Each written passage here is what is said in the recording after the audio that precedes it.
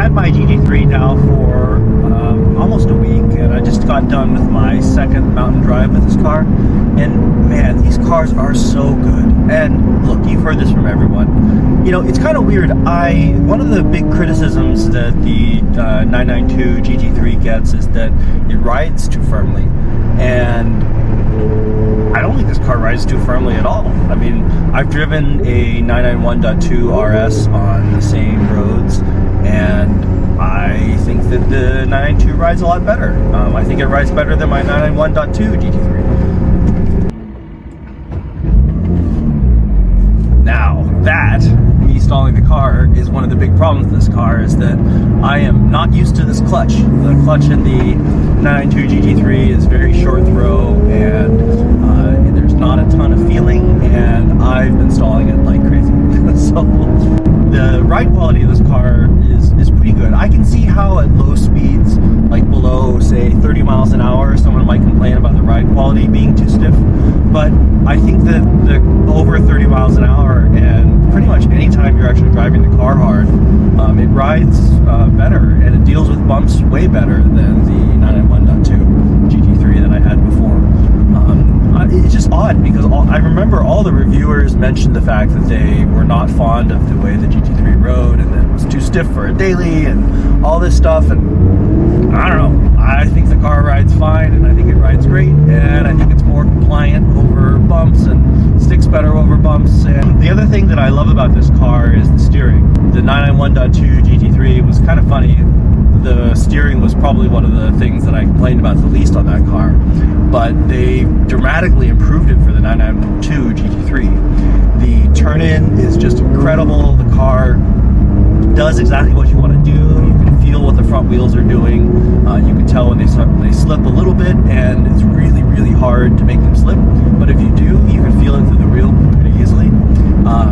The steering is super accurate, and it's always a funky term, like steering accuracy, but it does do exactly what you want it to do. And if you're used to a 991.2 GT3, you'll notice that you actually overturn in corners when you first get into this car.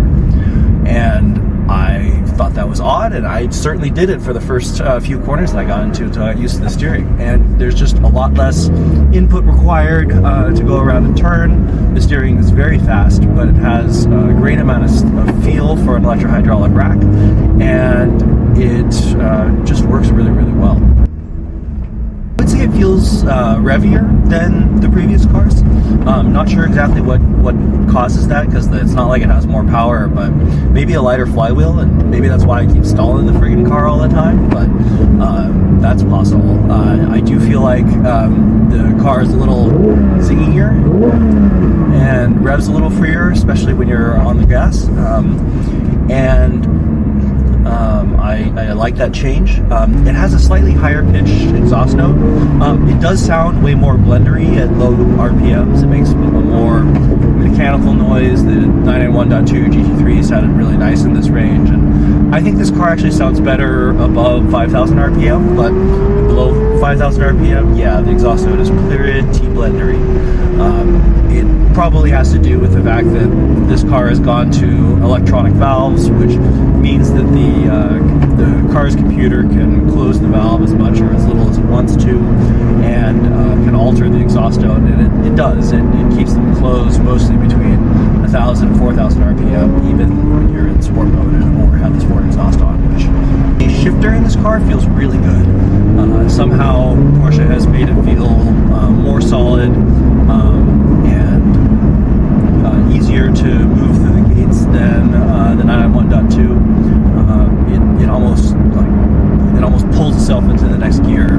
Really like the shifter in this car. I mentioned before the clutch pedal. Not a huge fan of the clutch. It is very short throw. You barely have to move it. It doesn't have much feel to it at all, and it's easy to stall the car. And embarrassingly enough, I've probably stalled this car more in the week I've owned it than I have stick shift cars in the past year. So that's a little bit embarrassing. Yes, I need to learn to drive, but just be more into the clutch is not as positive feeling as it was in the previous cars.